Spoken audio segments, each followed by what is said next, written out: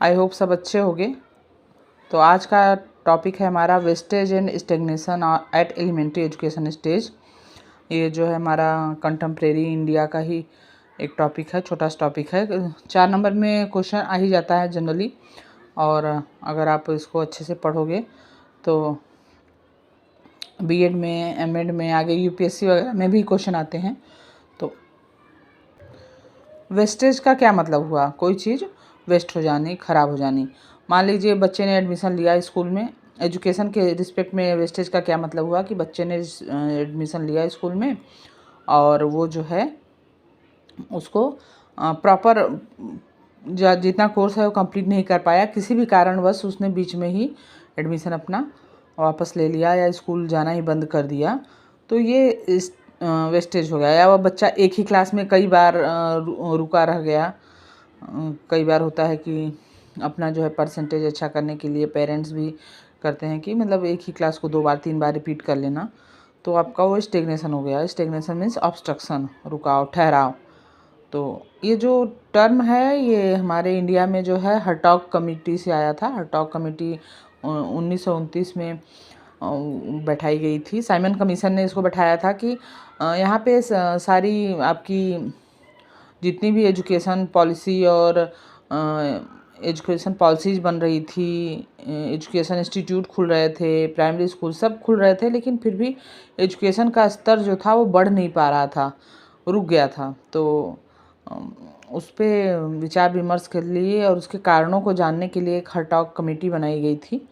तो हर्टॉग कमेटी में जो है प्राइमरी एजुकेशन पे जोर दिया गया था। सेकेंडरी और कॉलेज एजुकेशन की बजाय उसको प्राइमरी एजुकेशन पे जोर दिया गया कि जब प्राइमरी एजुकेशन कंप्लीट होगी बच्चे की तब तो सेकेंडरी और कॉलेज एजुकेशन कर पाएगा ना।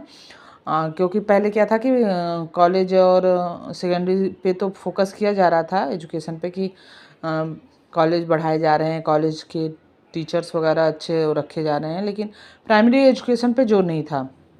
प्राइमरी एजुकेशन में कोई पॉलिसीज़ नहीं थी कि मतलब बच्चा क्यों प्राइमरी स्कूल में आके पढ़े, उसके पास कोई लॉजिक, कोई रीज़न नहीं था।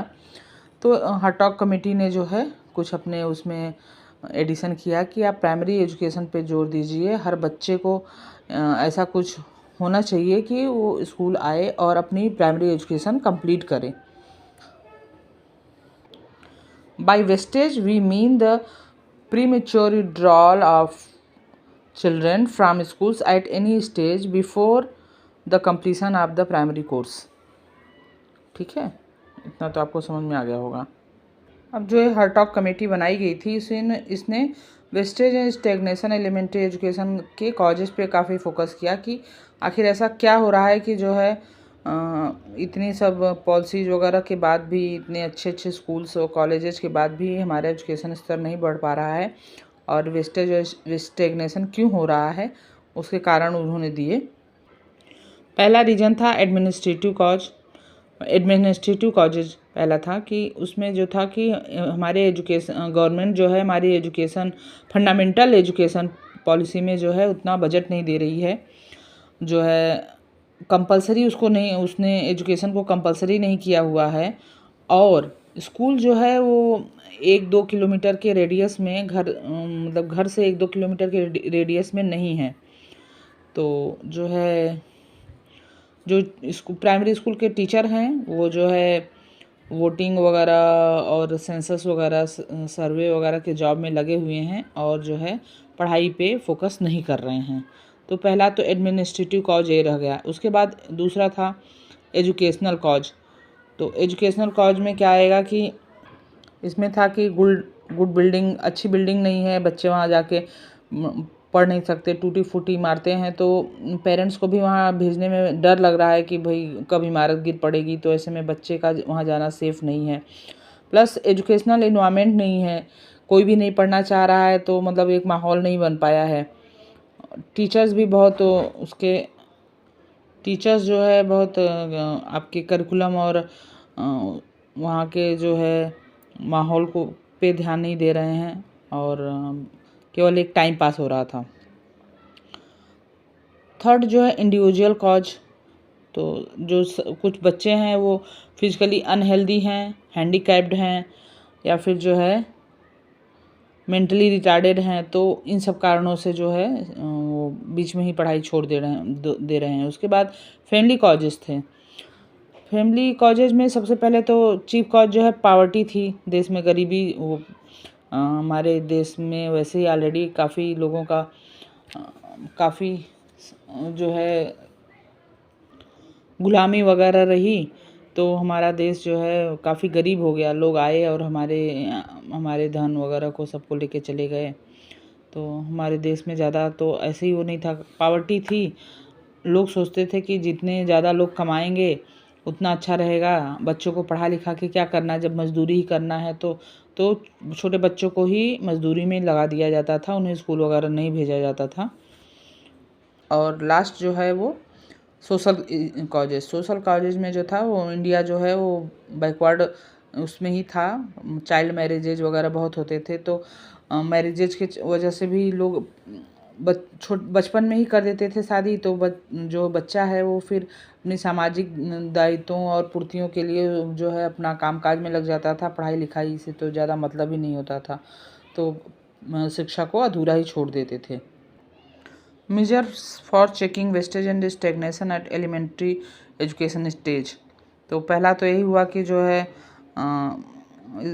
फंड बढ़ा दिया गया। The central government should immediately provide 6% of the gross domestic product GDP for education and it should be increase to 10% in the near future. Operation blackboard लाया गया कि जो है टीचर्स की रिस्पॉन्सिबिलिटी फिक्स की जाए और वो ऑनेस्टली अपना जो है काम करें, न कि जो है अदर कामों में बिजी रहें। थर्ड जो है स्टूडेंट विथ इल हेल्थ और minor handicapped should be dealt sympathetically and those who are deaf dumb or blind should be provided residential schools at the district level. मतलब कि जो इल हेल्थ या handicapped students हैं या mentally retarded हैं उनके लिए कुछ अलग से व्यवस्था की जाए। तो economic policies will have to modified for eradication of poverty को दूर करने के लिए कुछ इकोनॉमिक पॉलिसीज भी लाई गई।